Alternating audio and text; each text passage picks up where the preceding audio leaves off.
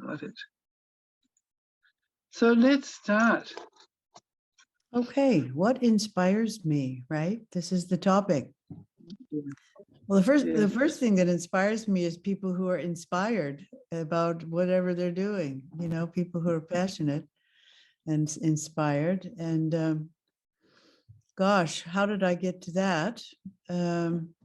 Actually, what really inspires me these days is heart connecting relationships, being around people who know how to engage in heart connecting relationships. And the way I got here was, after 35 years of living in the ashrams, I realized I had no idea what love was, what compassion was, what heart connection was. And I had to go out of ISKCON to find it somehow or other. I had to go and, work in a hospital and be around a lot of suffering people, to be able to discover that what all people yearn for is true heart connection with other people, regardless of what religion they are or whatever their path is. People are yearning for true care, and compassion. So after so many years of studying and exploring, I decided to see if I could bring some of what I learned back to ISKCON. I was training Muslim imams, Catholic priests, Protestant pastors, and Jewish rabbis, who are all clergy, ordained ministers. And in order to become ordained, part of the training was learning how to be in heart connecting relationships, because most of the seminary students, once they've studied all the head knowledge, they learned the Bible verses in the Hebrew Torah and all that stuff, they came face to face with their congregation and they had a meltdown because they did not know what to do with all the problems in the congregation. So the training that I teach to clergy persons is called practical theology, which means how do you actually embody all that philosophy that you have in your head? And that's quite a journey, going from one's head to one's heart.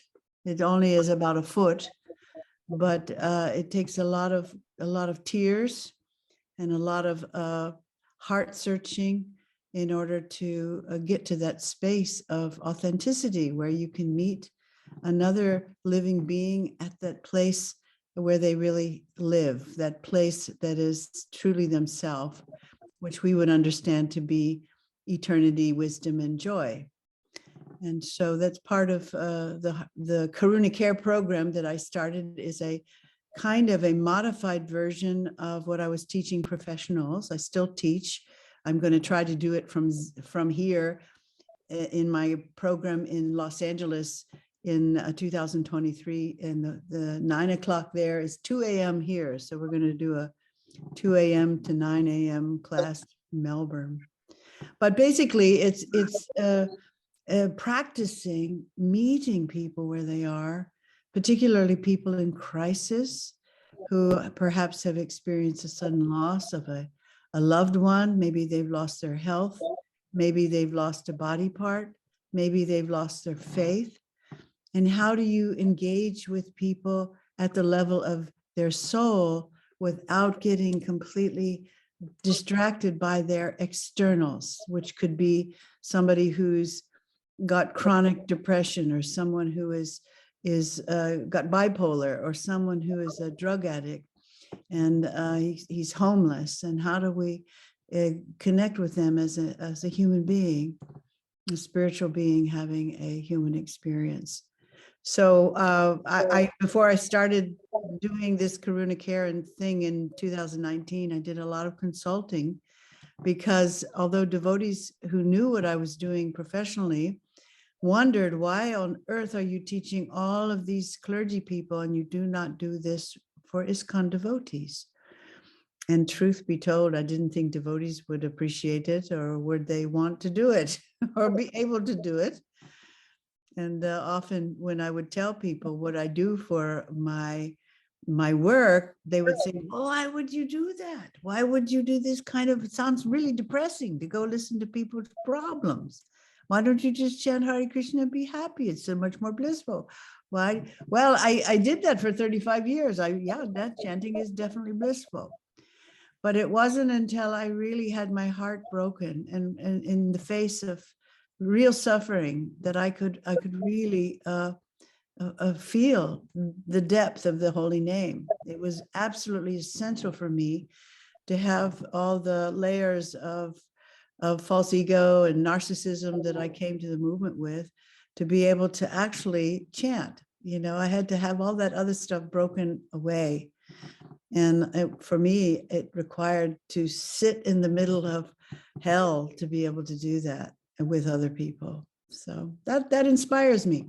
And what I've come to, interestingly enough, which may be interesting to those who are on this call, I've come to realize that Srila Prabhupada actually created this movement so that we could engage in these, as Rupa Goswami calls it, 6 loving exchanges, which I actually boiled down to 3. It's really 3 things, not 6. It's 3 things.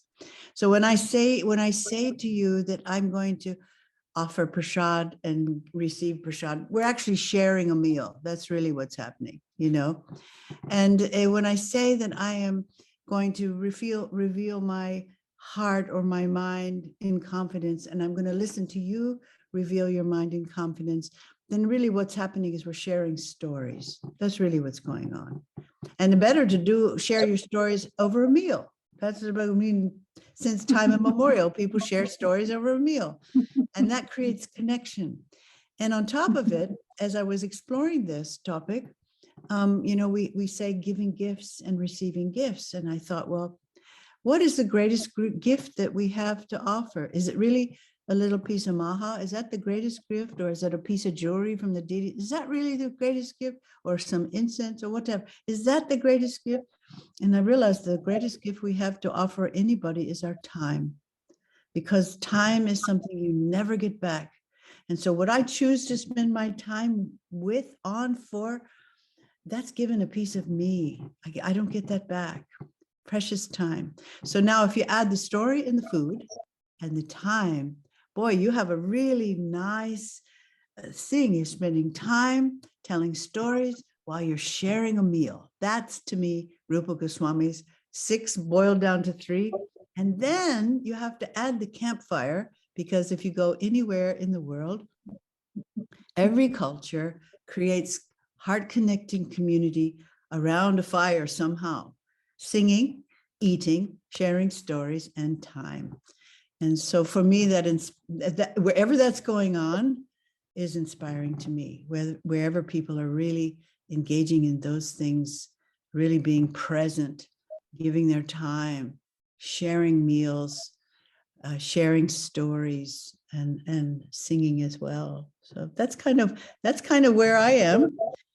There's lots more to it, but I want to pause here a minute and invite you all, because I understand this group is a little bit shy, and certainly I'm not very shy. You can put in this little chat if you have questions or comments. If you resonate with anything that I'm talking about, put it there or raise your hand. Let's talk about all of this.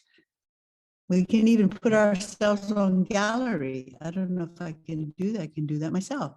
Now we're on gallery. What comes up for you all as you hear this? Am I completely crazy talking about this?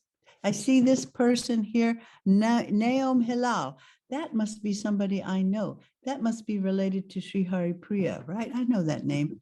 Okay. So I see you smiling there. What's coming up in you, Naom Hilal? I can't hear you. You're muted. I'm just writing down because you said I should write down. So I'm writing down.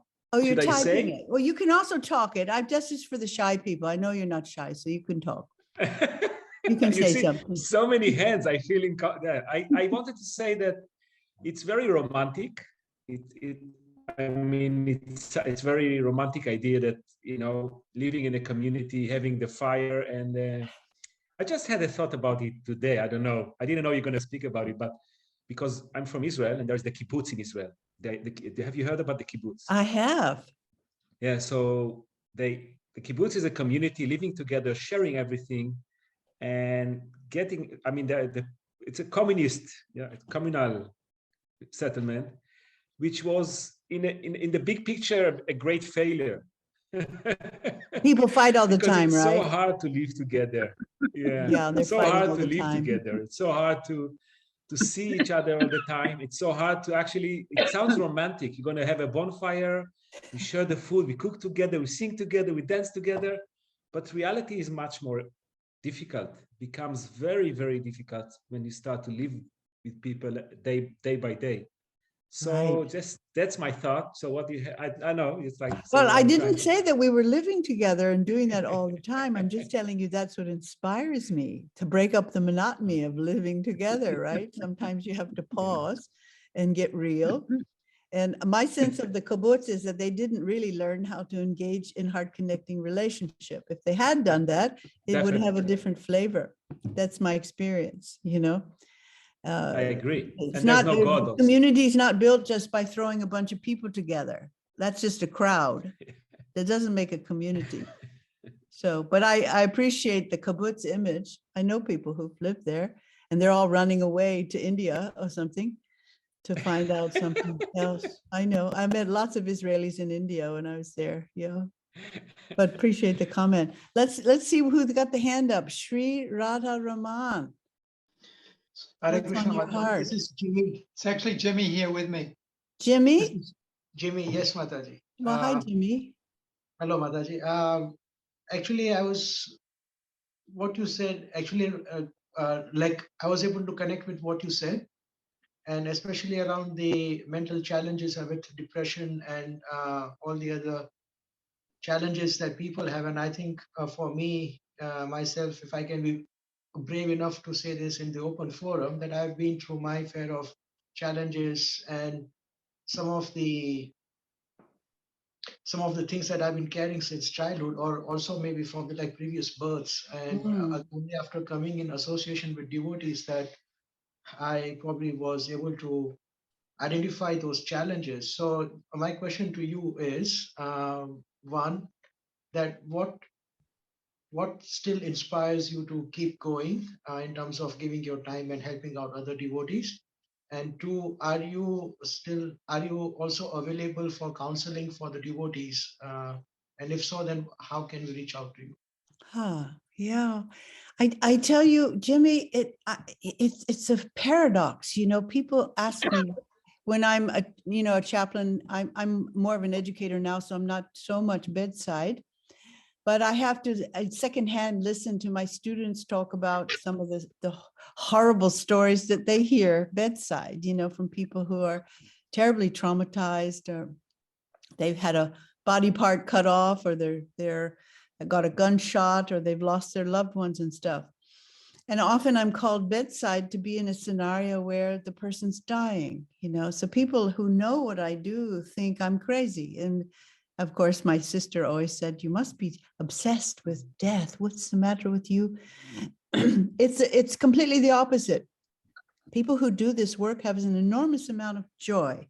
And part of the reason they do is because they've been able to face their own mortality, which everybody's running away from. And the more you run away from death and dying and the hard things of life, the more painful it gets and the more scary it gets.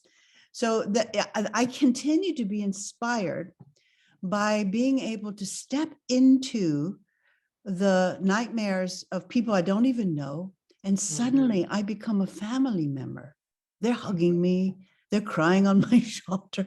We're touching and praying over the person who's dying. We're wishing them well. And all of those things, sprinkling holy water and Ganges water and all that stuff on them. It is the most sacred time for me, is to be in those difficult moments. So yeah, I'm continued to be inspired. Otherwise I wouldn't be doing it. And now I do it with the devotees, and it's for free. It's even for free, right? So about counseling with devotees, we have a website called karunacare.iskon.org. And on that website, there's a button called Get Help. So people from all over the world, if they want to talk to somebody, we have a team of trained Karuna Care chaplains, they're devotees. We also have a team of professional mental health providers in the counseling button section. And if a person wants just to get what we call pastoral care, they can go to that button, and within about 24 hours, one of us will get back to you with the language, if we speak your language. If we don't know what we're going to do with you. But you have to know at least English. We have Spanish speakers and we have a Hindi person. We have Russian also. And some people reach out to me. I talk one-on-one. We have grief support groups for people who have lost loved ones. We have divorce support groups. We have suicide grief support groups. During COVID, we had an enormous amount of suicides in ISKCON all over the world, and deaths of even gurus. And we were called in to offer support to communities to debrief that. So yeah, you can connect, go to the website, you can connect there. And also we are partnering with a new initiative that happened a year ago called Bhaktivedanta Medical Association.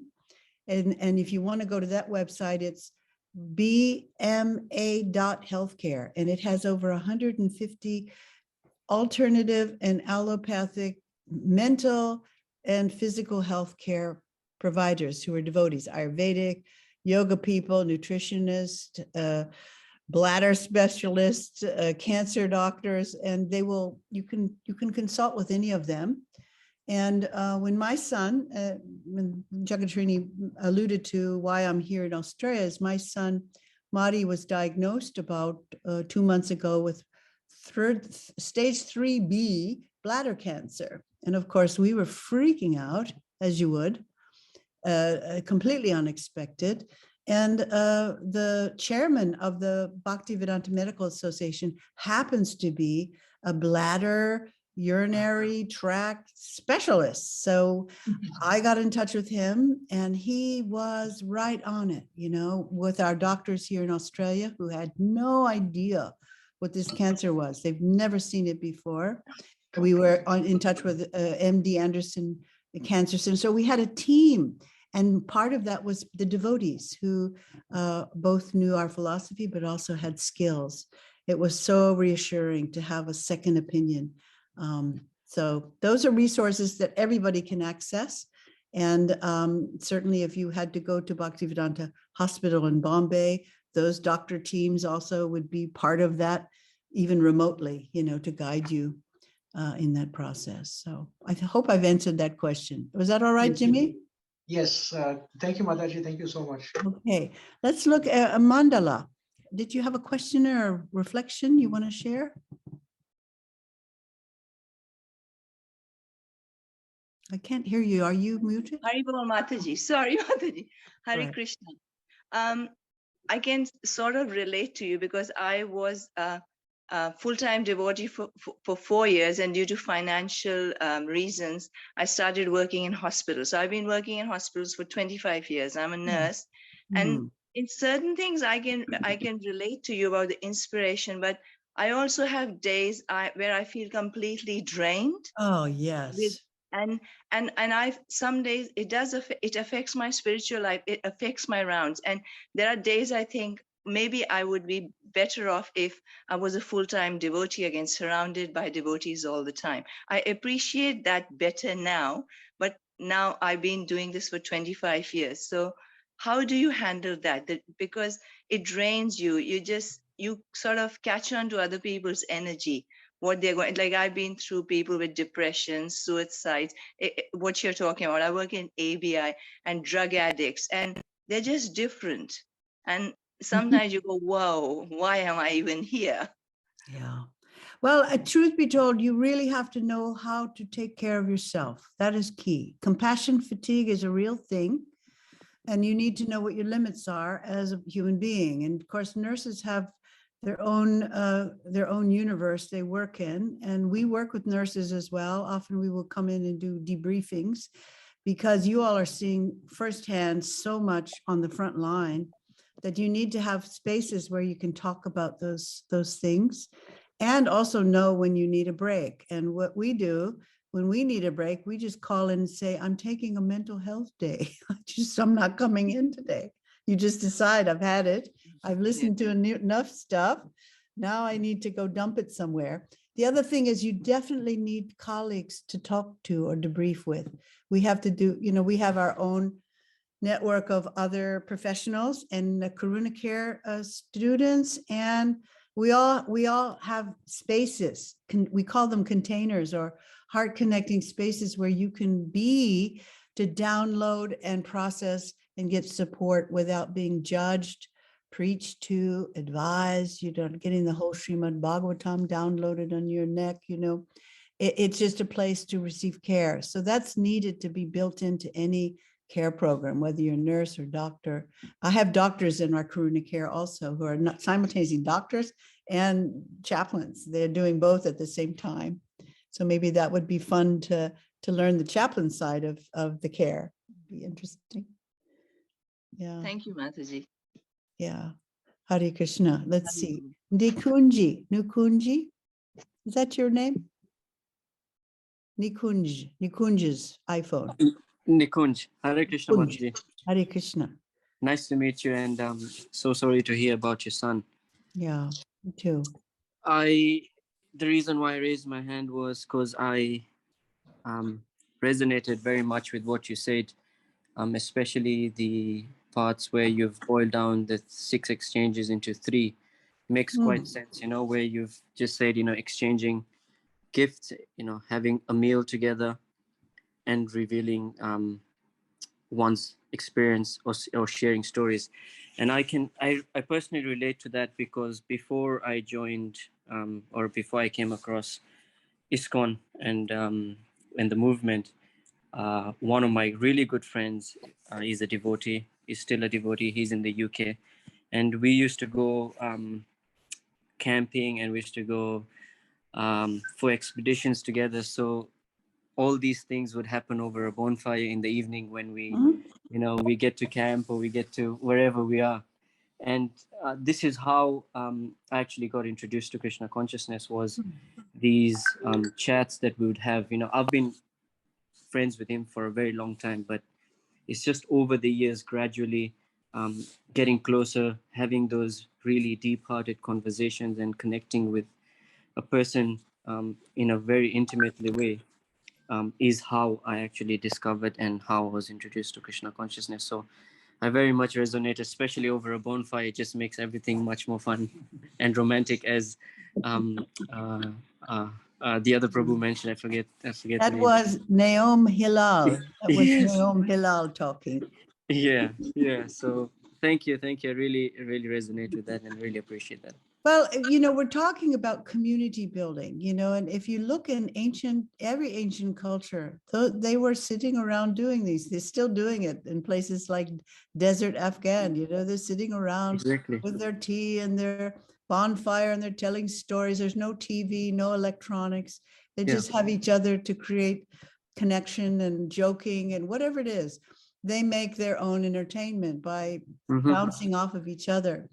And, we've lost that art because we've all gotten into our little silos. And so that's what inspires me, seeing people actually engaging in those things and having doing it around fire. Fire is, is the mouth of Vishnu, sitting around a fire. And of course, in Hinduism, we have or in Krishna consciousness, you have fire yagyas, and it's just so much. We cook over a fire. That's also part of the yagya, cooking prasadam and that kind of thing. But the singing and the food and the stories and the fire, it's just magic. And it's a formula that apparently every culture has discovered, is a way, the heart of a community is doing that. Everything else that gives you the energy and the inspiration to do everything else, the hard work and the daily grind. And that's apparently the thing. Okay, I see JW is there with his hand up. What's on your heart, JW? I was wondering if you could, how important, I was listening to this, I'm appreciating and also noticing for myself how important listening is, like truly listening to people. And it sounds like it's a key part of what you do. Yeah. So I was wondering if you could share what, any insights or helpful tips about truly listening to other people. Well, the first thing about listening is to stop talking. If we can just stop talking, we've got 2 ears, we've got one mouth, it's double time listening and stop talking. And to first of all, join people where they are, find out where are they before you start talking, is to listen to where they are. And being comfortable also with silence. I think that many of us are from a very noise culture. And when there's a pause in a conversation, we feel responsible to fill it up with a lot of chatter, meaningless talk. It's obviously there is meaningful talk, but we have this nervous energy that wants to control the space. And so it's a real discipline to be able to, as Srila Prabhupada invited us to do, take permission from Super Soul before you speak. So it's really about listening to two things. You have one ear that's listening to the content of what you're hearing from the person. Then you have another ear trained on you, your own heart, to listening what's coming up in me as I'm responding to this person. And the whatever is coming up in you, being inspired by Super Soul and your own authentic self in alignment with Super Soul, is going to give you the insight to know the appropriate next thing to say. So it's a science, but it's also an art. You can study all kinds of skills and this and that, but knowing what to do when is the art. So, but learning how to listen to the inner voice, which is of course Krishna's voice, and being able to distinguish that voice from your ego voice and your Atma voice, there's all these voices in your head, is part of the skill. So it means, being able to meditate and chant and spending time in nature where you can be calm and then bring that into that space and invoke a sacred space out of the chaos that you just entered into. And certainly when you're entering a hospital room or a prison, many of our chaplains go into prisons or they go into hospices, they have to come from wherever they are, jump into whatever drama is there.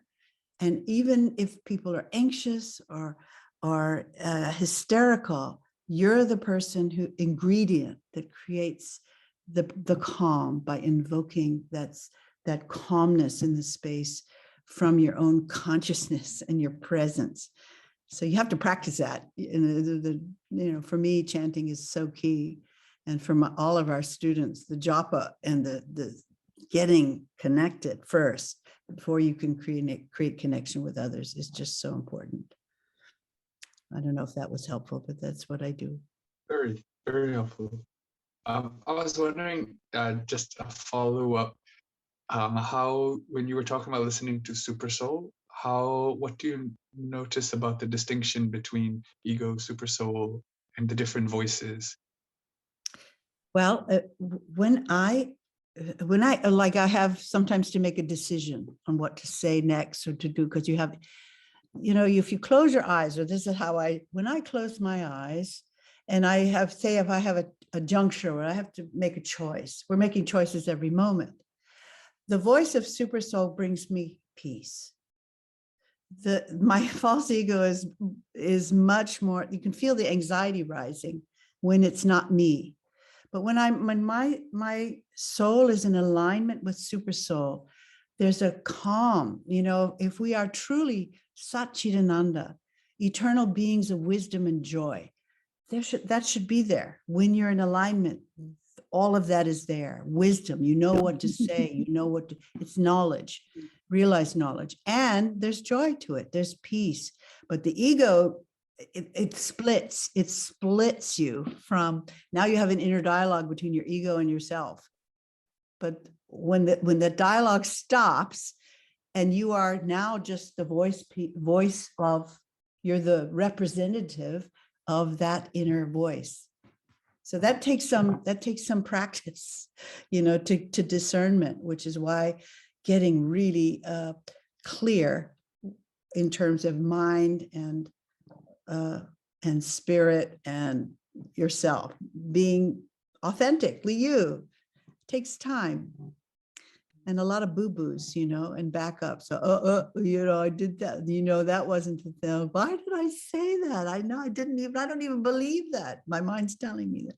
I don't even believe that. Why do you inspire me to say that? Shut up, But the more you're practicing listening, the more it will become a spontaneous listening until you're prompted to speak, in the sense that just don't speak until there's until it comes. I do experiment sometimes when I go into a room where there's someone who has nothing to say. I mean, you're going in room to room and offering yourself as a listening ear, and people are like, well, I don't have anything. I got nothing. It's okay. I'm going to sit here for about 5-10 minutes. My job is here to support you. If you have nothing to say, we'll just sit in silence. How about that? So I sit down. And after some time, just like if you're inserting a pierced ear, when you ever, in the beginning, the ear festers and pusts and gets red because it wants to reject this thing you've inserted into your ear. Just like now I've inserted myself into a room with somebody I don't know and they don't know me. It's kind of awkward, right? So I just get comfortable sitting there. And after some time, just like the earring, they get used to me being in their room. And then they of their own, they start to realize they have things they'd like to talk about. But they wouldn't have gotten there had I not gotten comfortable sitting with them and saying, look, we don't have to talk at all, but my job is here to support you. So I've got to be here for a little bit. So I'll just sit here. And if there's nothing to talk about, I'll go away. But there's always something they want to talk about. But you have to, I guess the weakest man starts talking, he can't bear the silence. So. Anyway, that's just rare cases. Most people you push a button and you can hardly get them to stop talking. So now you need to know what's the off button on this person. Wow, I've got somebody who wants to listen. That's so rare. That's so rare. Everybody's talking over everybody. Yeah. I see. Is this Sri Radharaman or is this, what was your name? Jackie, Frankie? What was your name? It's Jimmy. Sri Radharaman here with my good friend Jimmy. Jimmy. Okay. This time it's me. Me. Okay. Welcome. Yes. Hare Krishna Mataji. I wanted to share that what resonated strongly with me was you sharing your journey that after so many years in sheltered devotee environments, you made a decision, a choice to enter into an environment as your authentic self where people are in dire need. So my personal experience that it resonated with was 25 years ago, I was seriously injured in a motor vehicle accident as a devotee. And so suddenly I went from the sheltered environment of devotee association, very, as in an ashram, so intensive devotee environment. And then just like, boom, literally like, boom, I spent 10 weeks in a hospital bed with, other people maintaining my body and everything that you would be fully aware of. And so it was such a shock. And it's kind of left me like, I guess, aware that the nature of this world is even whatever shelter you're finding and support you have in a devotee environment, you're not immune to being thrust into a dire circumstance.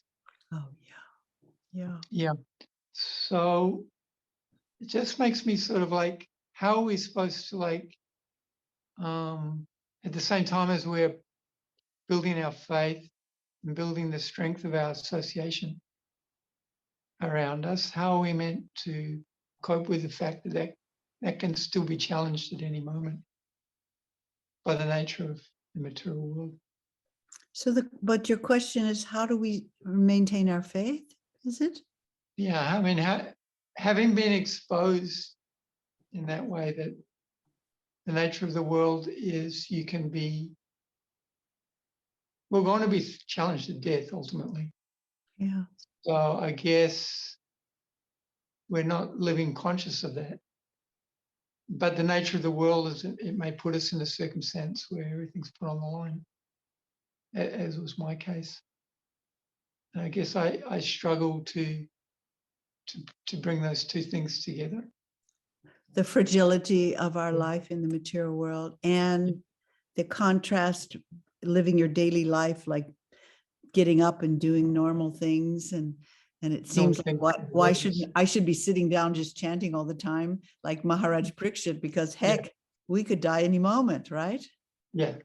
Well, that's probably a good goal to have, is to get to that place where, you know, most of us can't sit and chant 24 hours a day, but that's part of the being marginal. You know, we are living beings, one foot in a spiritual realm, one foot in the material realm. So it's kind of this tension all the time. Yeah, that's what I'm into. You know, that awareness that this tiger of death is always lurking. And in some ways it's really helpful, because if you think you're going to get proud of your something, you know, just remember how fragile you are. It's very helpful to become, first of all, grateful that you have this moment. Second of all, to be a little bit humble, because you know that we're like bugs on a bear's back. Any minute, you know, the bear's going to shake us off. So you better be ready with your hand on your heart. Now, I have this experience. I'm living half the week in the temple in Melbourne. That Jagatarini and Borijan always live in this room when they come. And I'm half a week at my son's, cooking all day for his cancer diet. And it's a very nice little room here. But on Saturday and Sunday night, while I'm here, the kids are screaming from the Sunday feast are here until 9 o'clock, you know, and I have a midnight class on Saturday night from 10 p.m. to 1 a.m., you know, and I'm laying here, I'm thinking, oh, Jesus, you know, these kids, they're really screaming here till 9 o'clock. I need a nap, you know. And I'm thinking, as soon as that thought comes, you know, Rambhoru, thank you, Krishna, that I have a place to be, you know, that whatever the thing is that we have to tolerate, you have to find that thing you're grateful for. I have a bed to lay down in. I have a warm room.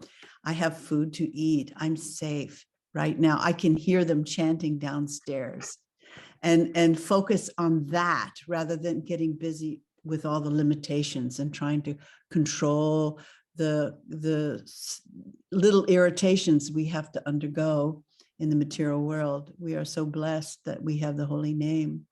And there will come a moment when this will be our last moment. So practicing in those difficult times when you've got screaming kids, or you've got cold weather, or the electricity goes off, or whatever, practicing closing your eyes and grabbing a hold of that one thing that will take us beyond this body is the Lord in our heart. That's our friend. Nothing else is going with you.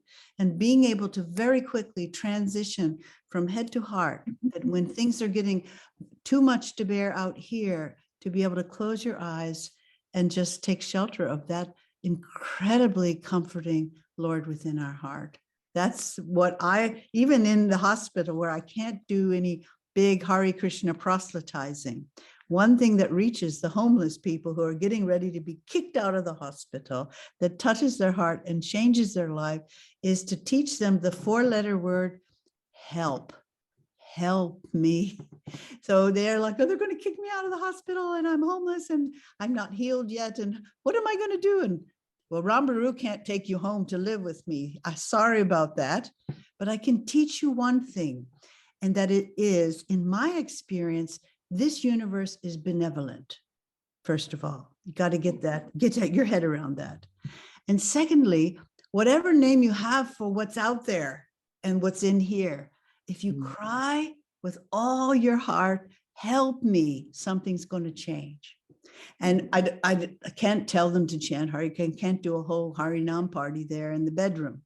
But one thing is for sure, when I come back the next day, something has changed so significantly is they get it. They connect with whatever name they want to call God or the universe or source. It shifts them. And whatever they were frightened of and panicked about is gone, or it's changed. Somebody comes forward, gives them a room, and their problem has been solved just by calling out for help. So that's my magic I do with people who are maybe not Hare Krishna devotees. And recently, you know, I've been working with some of the Ukrainian refugees, you know, especially a month ago when they were all transitioning. And there was one Mataji they wanted me to talk to, one young mother whose husband was in Ukraine, left to fight. And she had a 5-year-old who was very, very traumatized. And he was, on top of that, had ADHD. And she couldn't chant. I mean, you know, all the devotees are saying, oh, you just have to sit and chant. And I can't. Don't tell me to chant. I can't. And, you know, she ate whatever people were giving. You know, if you're a refugee, people give you potato chips. You're eating that. They're giving you burger buns. You're eating that because you just are so traumatized. There's no question of trying to get snotty about, you know, being paka. You're just surviving in this moment. And so, but she said, I can't even figure out what my next step is because my kid is all the time moving. He's so traumatized and anxious and crawling around, and none of the kids want to play with him because he's so eccentric, and it's on top of its trauma. So I said to her, look, and we're talking through voice text a lot because it's very bad connection. So I said to her, look, before you became a Hare Krishna devotee, did you learn how to pray? Did you learn how to do that? Yeah, we were Russian Orthodox. We did that sort of Jesus mantra sort of thing. I said, look, why don't you just forget about trying to chant right now? Why don't you just cry for help? You know, cry for help. Just pray. And let's see what happens. So then I didn't hear from her for a couple of days. I thought, I wonder what happened to that girl. And so I say, well, what's up? Are you okay? What happened? And she sent me this amazing picture of her son playing with some other kids very peacefully in a refugee camp. She said, I moved out, I got the idea to move out of this apartment the devotees had put me in isolation in. I moved to a refugee camp, and now he has friends, and they have people there engaging them. And I said, you know, did you actually do what I suggested? Did you actually say a prayer? She said, I did. And immediately things shifted. So that just affirms to me that some people may not be able to chant in a crisis, but if in their heart of hearts they call out, even in a very simple way, God listens and he responds. I was so excited to hear that she was able to move from that tormented state into a more peaceful environment. And God made that happen, even with all the Cheetos and potato chips and all that. He just was looking at what was going on in her heart. That was the main thing. So that's just an example of the help me mantra. Yeah. And Varun Garg, you have Hare Krishna Mataji. Yeah. Thank you for sharing the help mantra. That was really beautiful. Actually, I had a question similar to what you shared. Meeting people, such people who have lost someone, something, who are very close to death, who have just got the news they have cancer or something. Oh yeah. My question is, part one is, what sort of consciousness do they have when they just lose their self? What sort of consciousness do they carry with themselves? Do they get humbled, or how do they see life around them? And second is that how it changes when they meet the chaplains or the devotees, or that help, when they get that help mantra. That was my question, how their consciousness changes. So I'm not quite sure I understand your first part. You want to know, can you say that again in a more simple way? Like when they hear the news of losing someone, or getting their hand chopped off, or what sort of consciousness do they have after having have that loss? Like, Okay. how do they see the world? And Well, the first thing is, when you've experienced a sudden loss, if it's a body part or a traumatic experience, like having your hand cut off, you're so in trauma that you don't feel much. You're just numb. They're like parallel, just completely, often vacant. So there's not much you can do there except for just help them help them sip cold water and be there with them so they're not alone. But as you come out of that shock, then underneath that is a whole lot of feelings. Thank goodness, by nature's arrangement, when you are in shock, you don't feel much. You're just zapped out. You're just totally dissociated. But as you come back to consciousness, then your feelings start to come, and it becomes often so overwhelming that you think you're going crazy, because grief is not just sadness. It's anger, it's confusion, it's everything, all the emotions mixed up together. And so it can be really, really powerful if someone comes along and says, you're not going crazy. This is a natural, normal, necessary process of healing the human broken heart. And it takes time and it takes support. And you need to take care of yourself before you do anything else. And don't feel like you have to do anything else but take care of you. They need to have that permission to do that. Sadly, in our Western culture, probably Australia, same thing. When someone has a loss like that, if you're working, they give you 3 paid days off to get your act together and come back and perform, which is really cruel, because when you have had your heart broken so deeply, no one's healing that fast. Your husband died, or your child died, or something. It's not like that. And everybody's expecting you to get over yourself.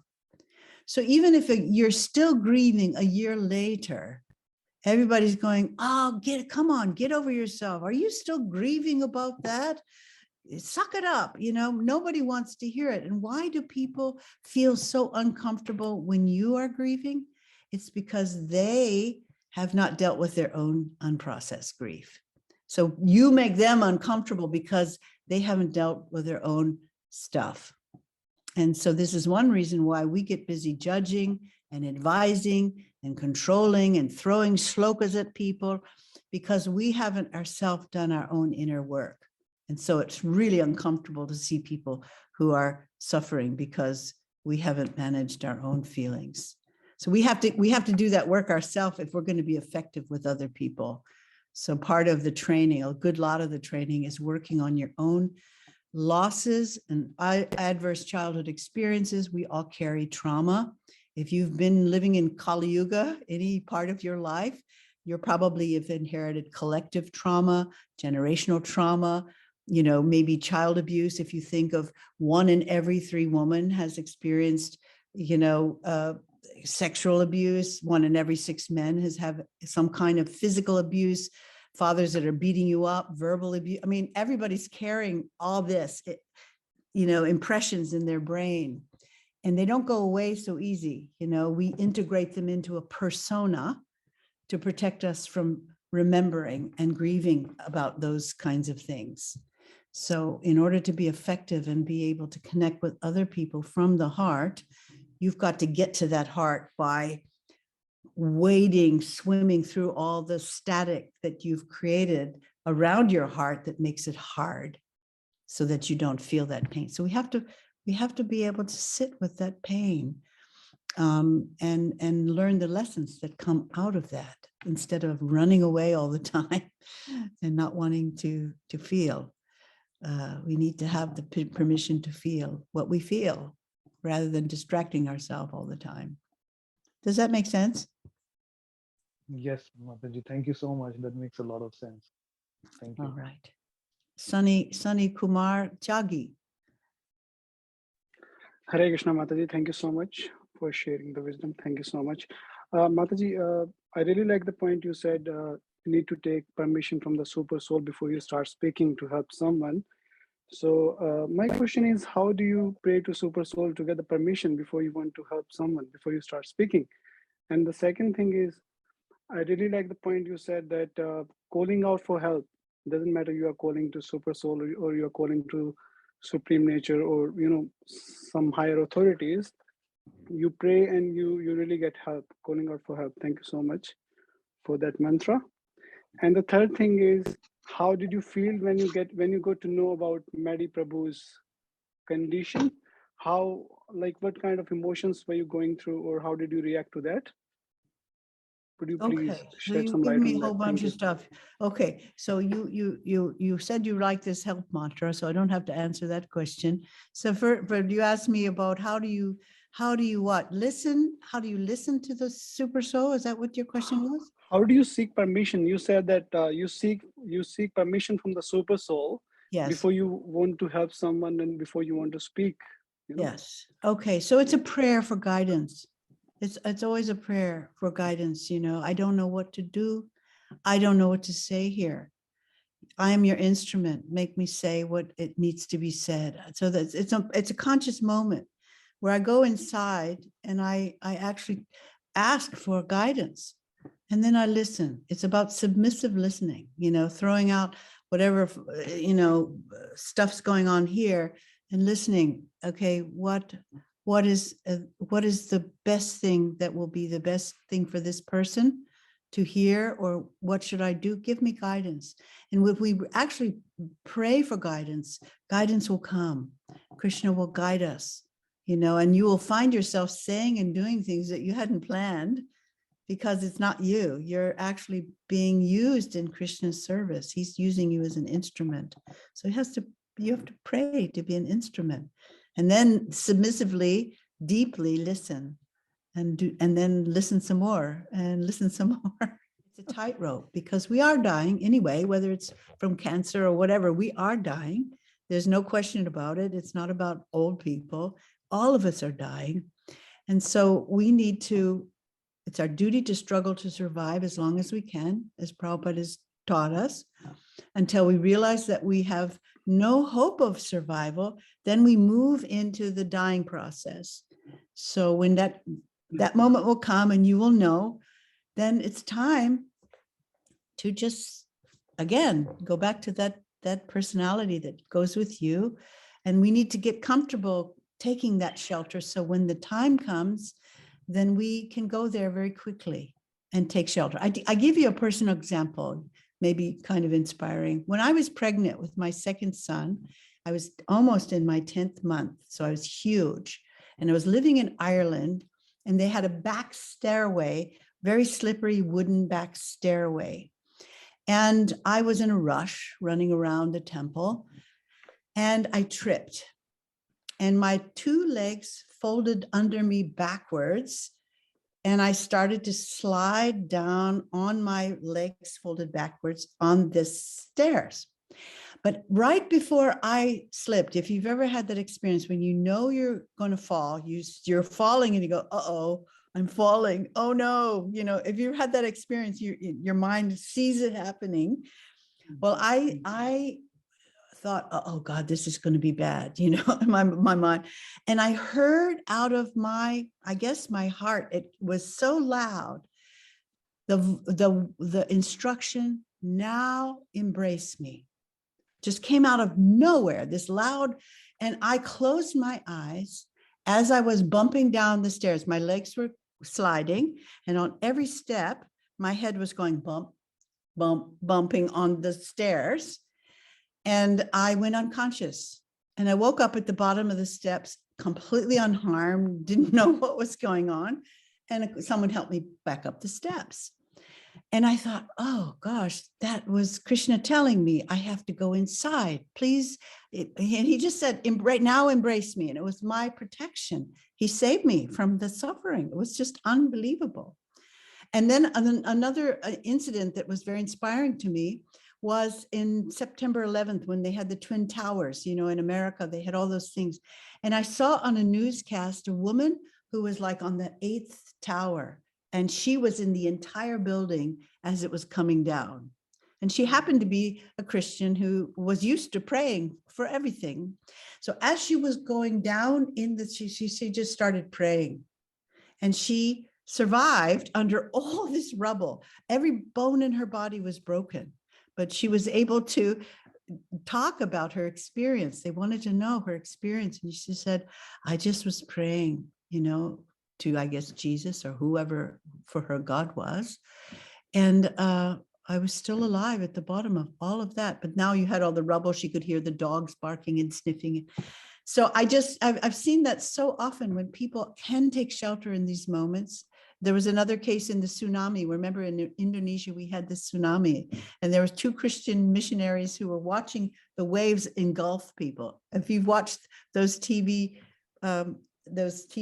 films of people going back to get things and they get swallowed up by the waves, and they were trying to get out. There was no way to get out in terms of a flight out of Indonesia.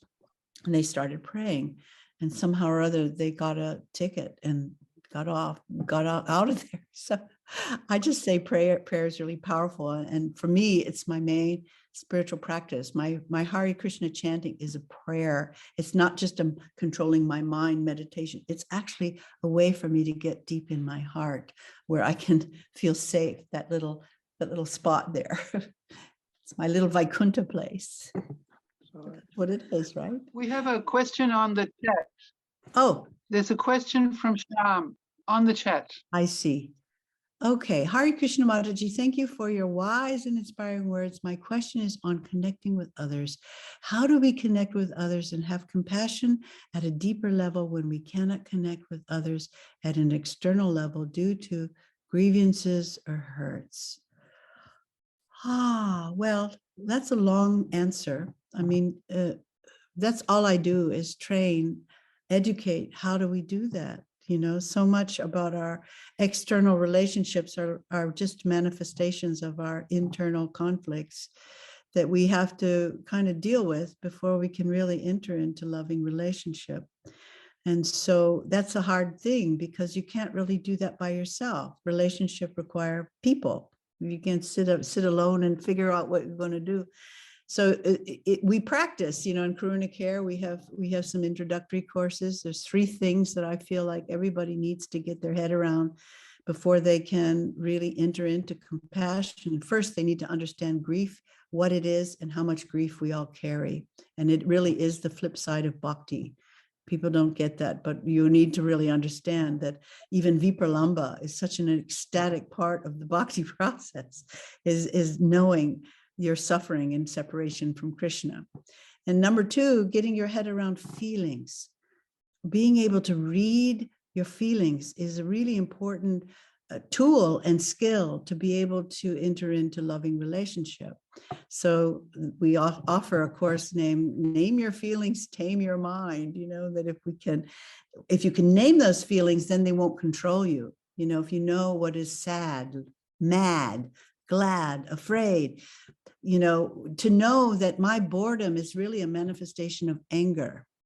When I'm apathetic, that's also another manifestation of anger. Well, I won't go into all of it now, but that's a teaser. You never thought of it like that, you know, and that when I'm angry, I need a boundary. You know, how does that work? I never thought of that.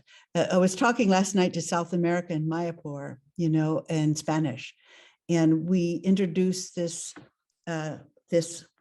acronym called HALT that will tell you when you feel hungry, angry, lonely, and tired, now you need to stop and take care of those needs before you try to engage with others. Because if you don't, you're going to do harm to others and yourself and your relationship. So one person said, well, I get it. If I'm hungry, I should get food. And I get it. If I'm lonely, I should find a friend. If I'm tired, I should take a nap. But what do you do when you're angry? What's the need there? And I said, well, the need is a boundary.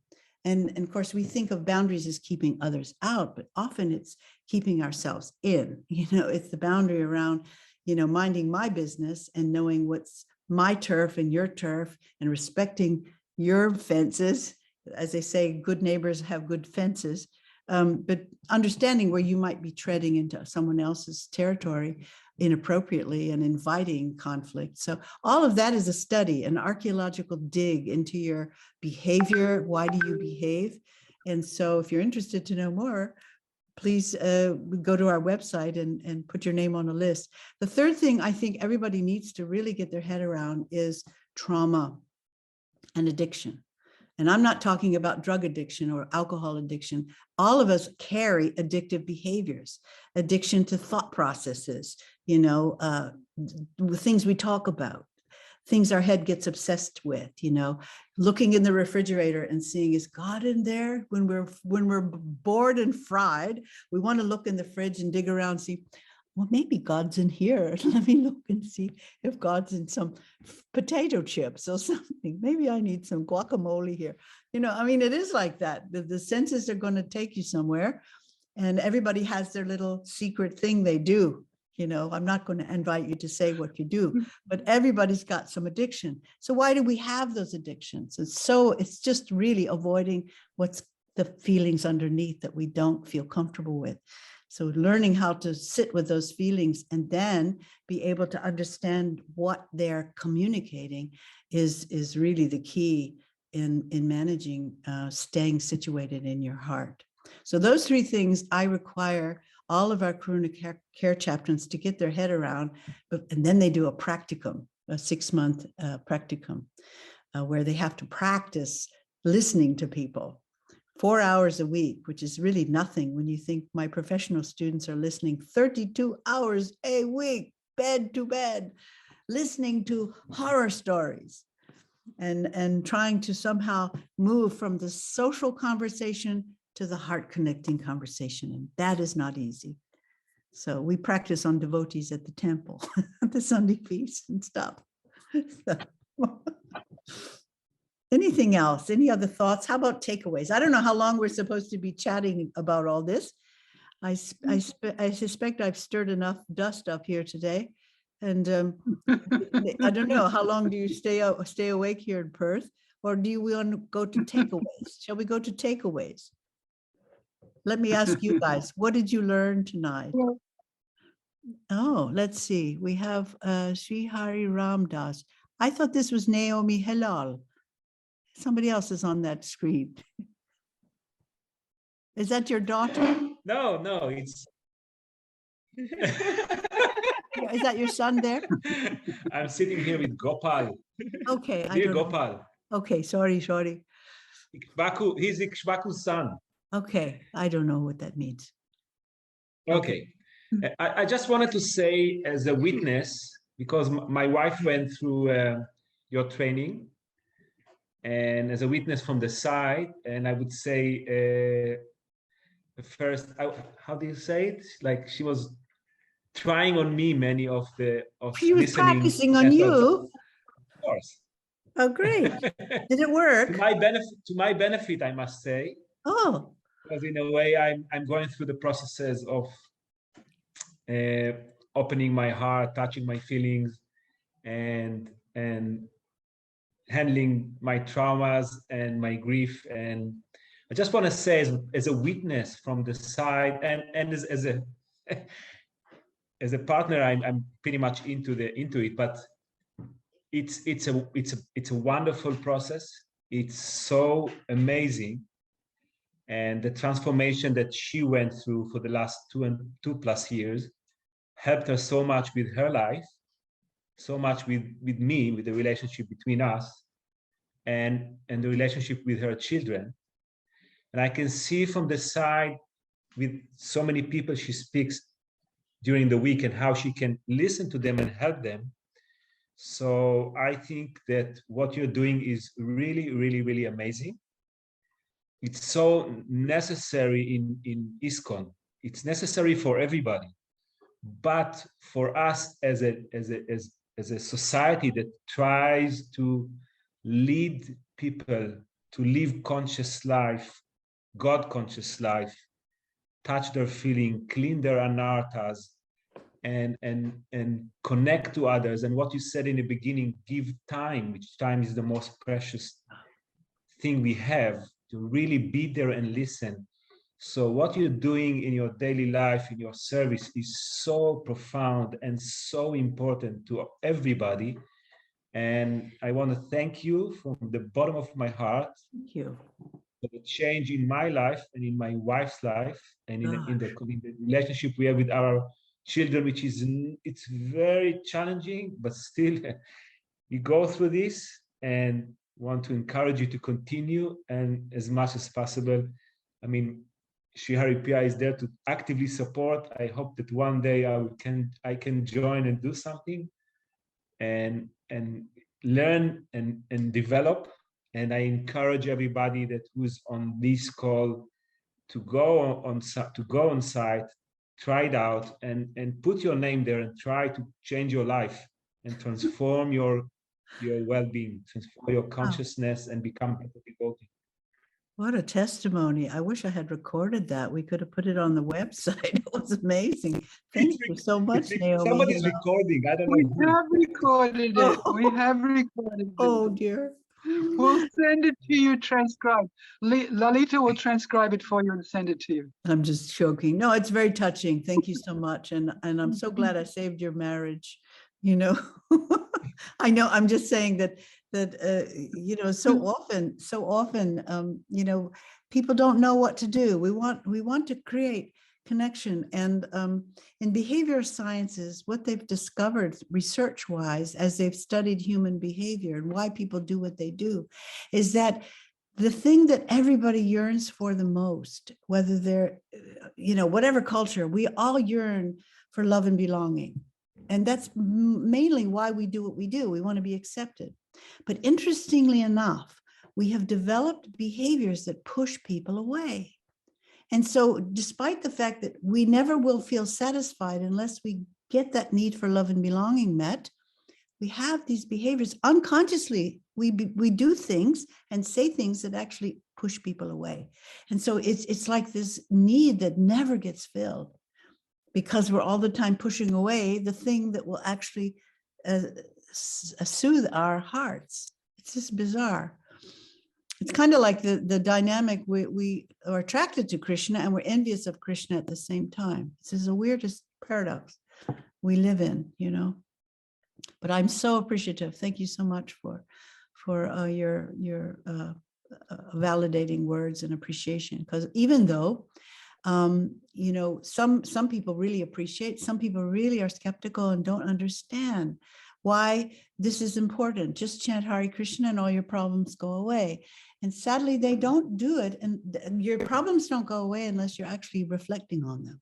You have to actually think about them and get to know yourself. It is not automatic process. You have to really work on yourself a little bit. As you chant, you can do that too. But, you know, it's not just automatic. You've got to get some elbow grease in there and start digging around and all that stuff. Yeah. Get some rubber gloves on. Yeah. Thank you, Rambhoru. Thank you. Do we have any more questions in the chat? Oh. Yeah, we have here Gopal. His daughter Gopal. My daughter. Oh, sorry. He's I didn't know. I'm sorry. He's so handsome. Look at him. So you can. That's okay. You can get confused. So he's your son Probably too? more of a nephew. you could say. No. I wish you were, but it's somebody else's son. Okay. All right. Gopal. Give it a shot. Thank you for sharing, Mataji, and I can see. I think we need a longer session specifically to hear more from you, as I can see there's a lot of wisdom from your experience and from both your professional life and your spiritual practice. I missed a bit at the start because my internet kept dropping out. That's why I'm with Rambhoru. But what specifically was your background and or what do you do professionally? What field exactly? Well, I am a professional chaplain who became an educator of chaplains. So I train interfaith chaplains. That means clergy people who have been to seminary and they've learned things like the Bhakti Shastri, but for Jewish people and for Christian people. I mean, they study like we do.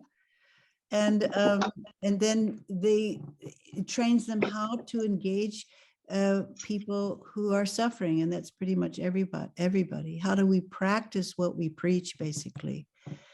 Preachers are generally not very good at practicing what they preach. And so the integration process happens when you now have to enter into human suffering and know what to say.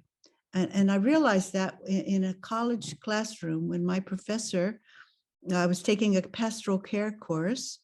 And first of all, she said, now write down on a piece of paper the scariest population you can imagine that you would ever have to minister to, ever have to preach to. You write that on a piece of paper. We didn't know what she was going to tell us to do next.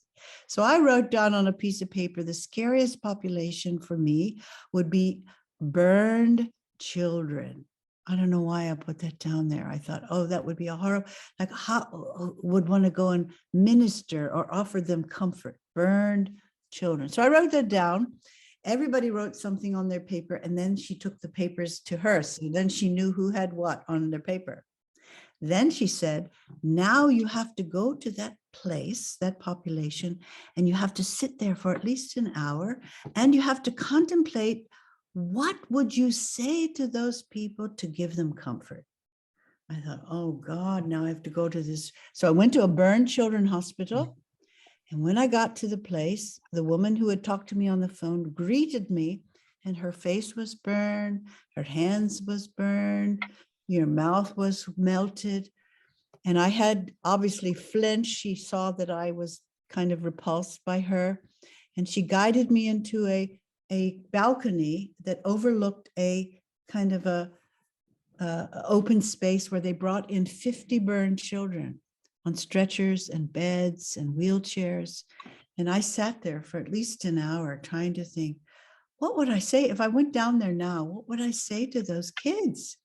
And I thought, oh no, I wouldn't say, well, this is your karma. You must have done something bad and it would deserve it. You know, blaming the victim. That would not be the right thing to say. But I couldn't think of what would be comforting. So part of my search and going into chaplaincy was trying to find, what do people need to hear in their darkest hour? And it's not that this is their karma. Sorry, that is not the thing to say to a suffering person, to pull that out. So, oh, it's your karma, huh? Just suck it up. You deserve that. May be true, but that's not what you say to a suffering person. That's not it. So that's what I do professionally. I study this, you know, why do people do what they do? How do we create connection? How do we create a loving relationship? Because I believe bhakti is really, you don't have to earn God's love. He loves you already. You just have to say thank you. And we say thank you by serving, just like you would. If you were grateful, you would do service. It's really different than karma khandiya, where you're feeling like, I better dodge that karma bullet and dodge that karma bullet. And now I'm going to earn my way back to Godhead. You can't do it.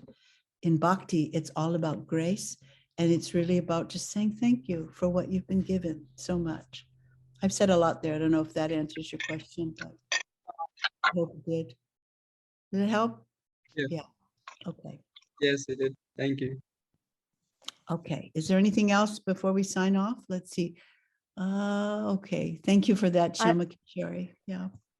I would like to add a point that setting our boundaries, and I think you said 4 things: hungry, angry, Lonely, tired. Yeah. Setting boundaries is very important. And I think in devotional life, we often forget that. Oh, yeah, we're really bad at boundaries in Hare Krishna movement. We're really bad about that. Yep, boundaries. That's a whole thing. That's another talk. Yeah. And addressing our own needs. I think that's quite a challenge in devotional life. Yeah. And you know what's interesting about self-care? I think that's what you're talking about. If we don't take care of ourselves, we end up harming people.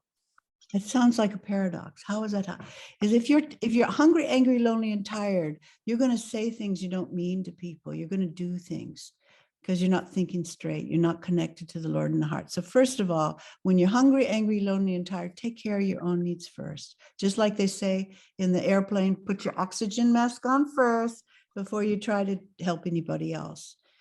First, get yourself back to who you really are. Then you'll know how to reach out to people. But if you're not taking care of yourself, you're just going to end up abusing people. So yeah, sleep enough, eat enough, chant enough, read enough, whatever it is, fill yourself up, then you have something to give. Otherwise you're empty, nothing to give. Yeah. All right. Are you ready to go to bed, everybody? Yeah. I guess I am, because it's 10:30 over here in Melbourne.